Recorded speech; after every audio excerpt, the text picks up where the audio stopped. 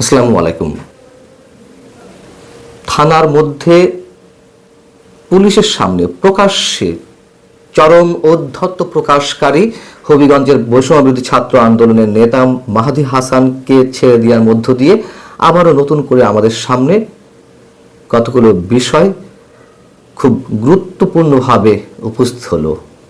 প্রশ্ন উঠছে, দেশে আইনের শাসন কোথায় গিয়ে নেমেছে? দেশের আইন কানুন আদালত বিচারাঙ্গন সব কাদের জন্য পরিচালিত হচ্ছে? এবং সবচেয়ে বড় কথা, ডক্টর মোহাম্মদ ইউনূস কতটা ন্যাক্কারজনকভাবে লজ্জাজনকভাবে আবারও একটি বিশেষ গোষ্ঠীর কাছে নথি স্বীকার করলেন এবং তার গদি যে আসলে কতটা নড়বড়ে অবস্থায় আছে সেটিও আমাদের সামনে প্রমাণ হলো। থানায় বসে প্রকাশ্যে ওসিকে হুমকি, মানুষকে পুড়িয়ে মারার দাবি, পুলিশকে জ্বালিয়ে দেওয়ার যে কথা স্মরণ করিয়ে দেওয়া, সেসবের মধ্য দিয়ে প্রথমে প্রশ্ন উঠল যে কেন ওই ছাত্রনেতাকে পুলিশ আটক করলো না?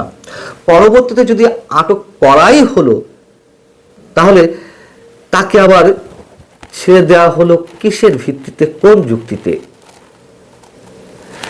থানায় বসে মাহাদী হাসান নামের একজন কিশোরী বলা যেতে পারে, মানে সে তো কেবল অনার্স ফার্স্ট ইয়ারের ছাত্র, এমন একজন মানুষ যদি পুলিশের সামনে গিয়ে ঔদ্ধত্য প্রকাশ করেন যে অমুক থানায় আমরাই পুড়িয়ে দিয়েছিলাম, অমুক এসআইকে আমরাই জ্বালিয়ে দিয়েছিলাম, সেটিকে হয়তো কোনো কোনো আইন বিশেষজ্ঞ বলছেন যে এটা আইনের চোখে অতটা গুরুত্বপূর্ণ না হলেও সার্বিক আইন শৃঙ্খলা পরিস্থিতির জন্য মোটেই সহায়ক নয়।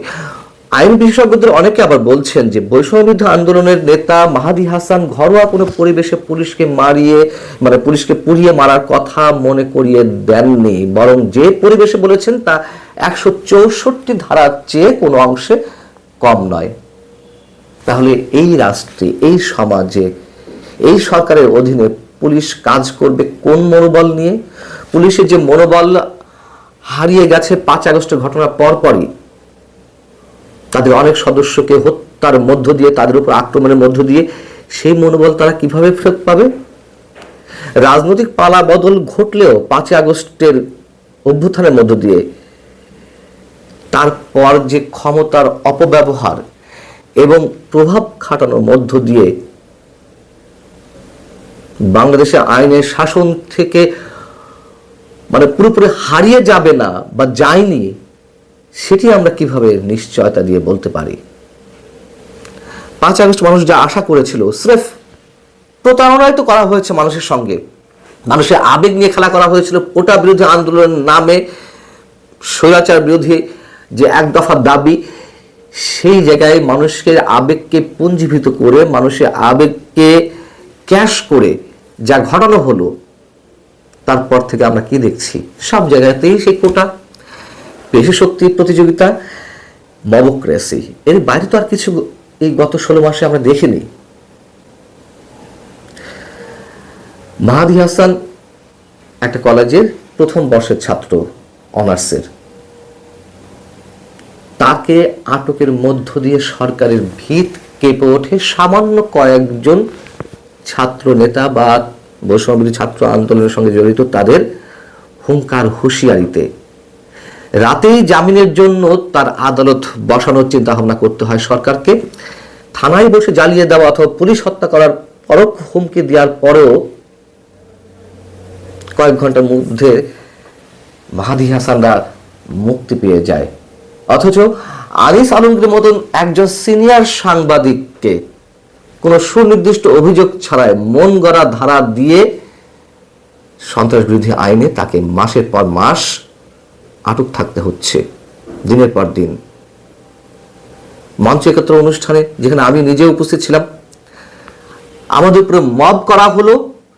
সেই মব সৃষ্টিকারীদের আটক না করে পুলিশ আটক করলো আমাদেরকে, মুক্তিযোদ্ধাদেরকে, সাবেক সচিবদের অনেককে, সাবেক মন্ত্রীদেরকে, অধ্যাপকদেরকে। কি অদ্ভুত ডক্টর ইউনূসের এই সরকার ব্যবস্থা, রাষ্ট্র ব্যবস্থা। বৈষম্যবিরোধী ছাত্র আন্দোলন মাহাদী হাসানকে আটকের পরপরই 3টি দাবি তুলে ধরেছে। সেই 3টি দাবির মধ্যে কি?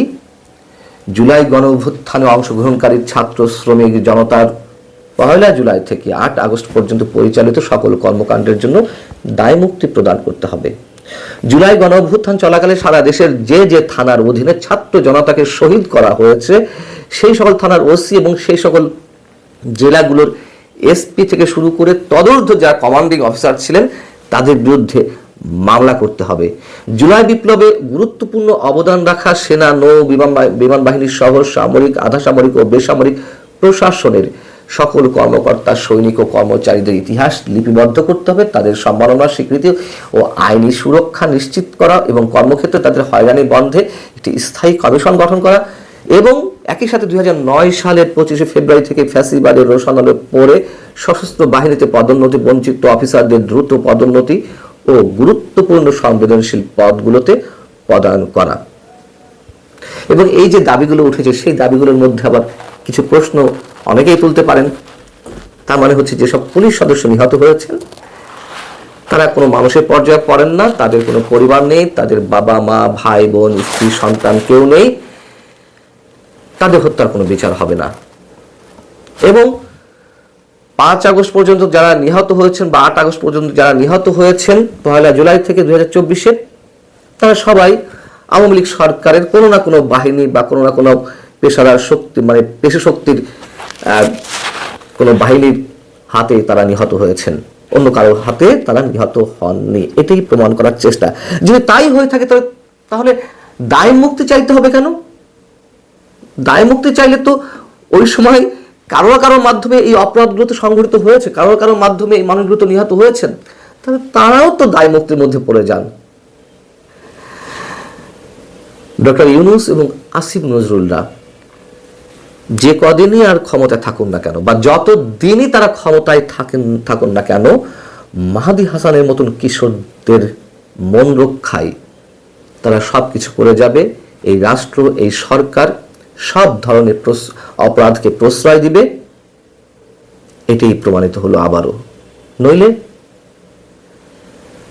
নোবেল বিজয়ী অধ্যাপক ডক্টর মোহাম্মদ ইউনূসের গদি তো টিকবে না, তাই তো প্রমাণ হয়। ভালো থাকুন সবাই।